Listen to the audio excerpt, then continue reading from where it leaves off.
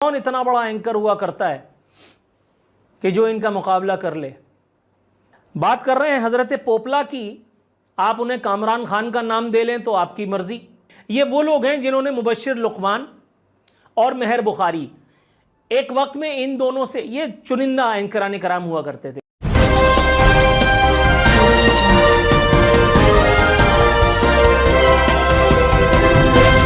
Media का हाल अब ये हो चला है कि जय्यद सफ़े अव्वल के एंकरान कराम की अगर आप हालत देखें तो उनमें से ज़्यादातर अपने करियर का डूबता हुआ सूरज उसका एहसास करके किसी न किसी पार्टी की तरफ हो चुके हैं।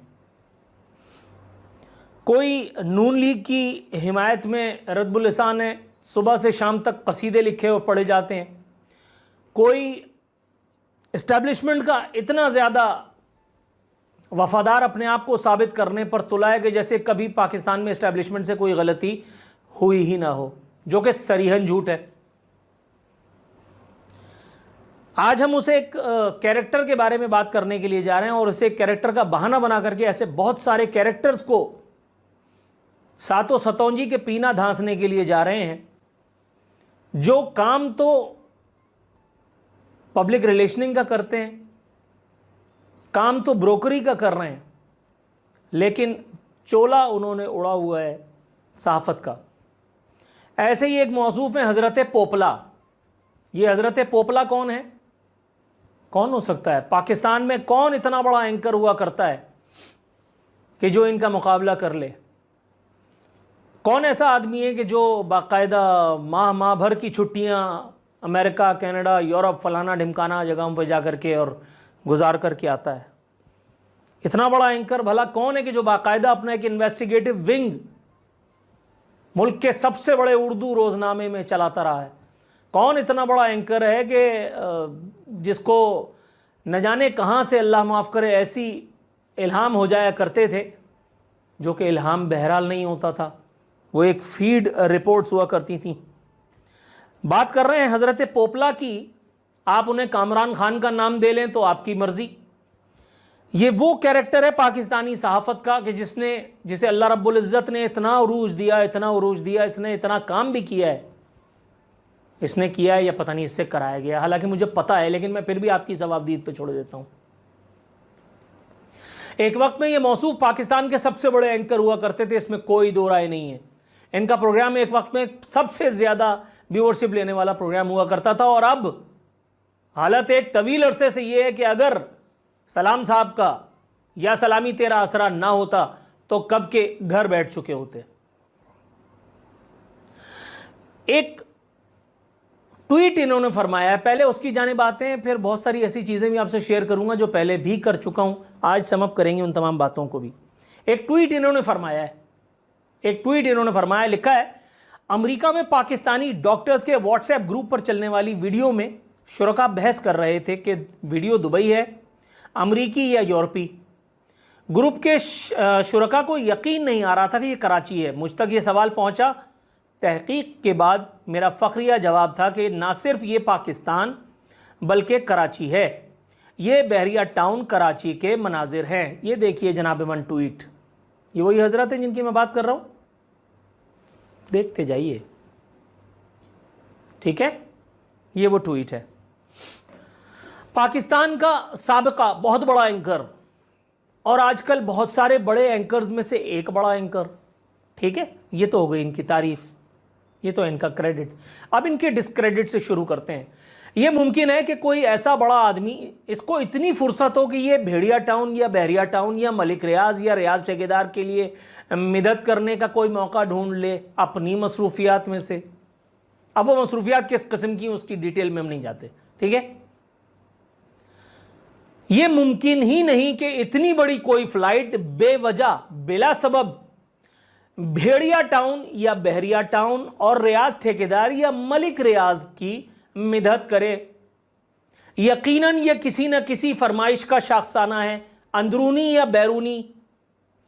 यह ट्वीट कोई अगर सर के बल खड़े होकर के इमाम काबा उसका गवाह बन जाए कि ये जो कुछ कह रहा है वो ठीक कह रहा है, मैं रूए ज़मीन पर आखिरी आदमी हूंगा जो इस बात का यकीन करूं। मैं तब भी झुठलाऊंगा क्योंकि मुझे पता है इस ट्रेड का छोटे से छोटा मोहरा तक ये बात जानता है। मुझ जैसा एक छोटा सा मुज़ाफ़ाती एंकर भी ये बात जानता है कि इस किस्म की ट्वीट्स बेवजह नहीं होती। बाकायदा ड्रोन कैमरे से ली हुई ये फुटेज कुछ सेकंड्स या मिनट पर मबनी, जिसमें भेड़िया टाउन की खूबसूरती को उजागर किया गया है। आप भेड़िया टाउन का मवाजना यूरोप, दुबई या किसी अमरीकी, कैनेडवी, पता नहीं कहाँ कहाँ के शहरों और अक़वाम से कर रहे हैं फी सबीलिल्लाह।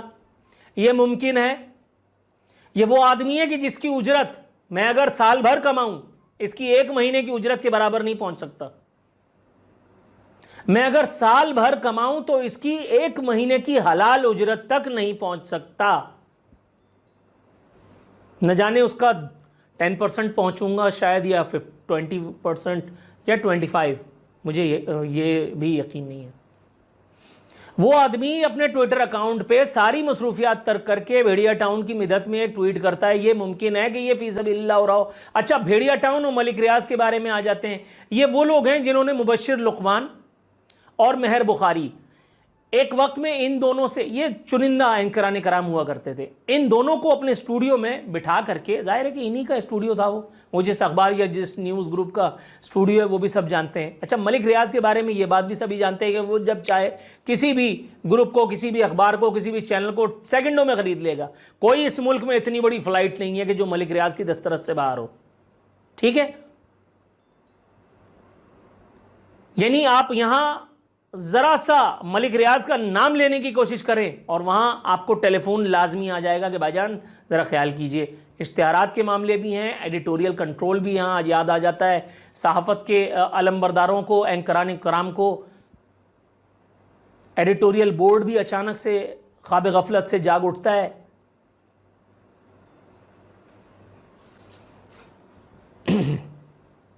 अपने स्टूडियो में बैठा करके मलिक रियाज को, और बाकायदा उससे मांडवली की सेटिंग की वीडियो अगर आप यूट्यूब पे डालें तो मेहर बुखारी और मुबश्शिर लुकमान, ये दोनों साहिबान जो पाकिस्तान में बड़े एक नाम मुस्तनद माने जाते थे,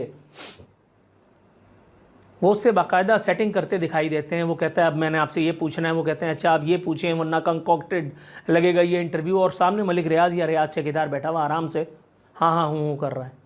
कुछ अरसे पहले खबरें आई थी कि रियाज ठेकेदार से वसूल किया गया वो जुर्माना, वो जो मिलियंस ऑफ पाउंड्स में है, वो बरतानिया पाकिस्तान को लौटाने जा रहा है, उसकी खबरें भी अनका हो गई। कहाँ चली गई? ये ईमानदारी का मामा, ये बदतरीन करप्शन की मिसाल इमरान खान नियाजी, इसकी नाम निहाद रियासत मदीना क्यों खामोश है? क्यों रियासत मदीना के वाली, इसके चाचे मामे, इनको मौत पड़ गई है, इनकी जुबानों पर कुफ्र